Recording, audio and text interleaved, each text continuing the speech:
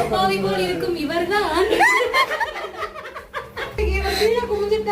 என்ன பார்த்து சொல்லிட்டானா கிளம்பி தானே பேசாம இவரை பார்த்து சிரிச்சுட்டே போவா.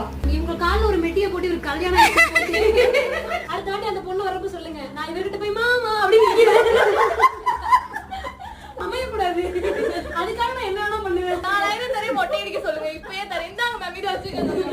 இதையும் தரேன், ஒண்ணும் பிரச்சனை இல்லை. மொட்டை மட்டும் அடிச்சுக்க சொல்லுங்க. 3/4 பவுன் அக்கா சரி, கிட்டே தரேன். மொட்டை அடிச்சுக்கிறீங்களா? இந்த மாசம் சம்பளம் வரும், அப்படியே தரேன்.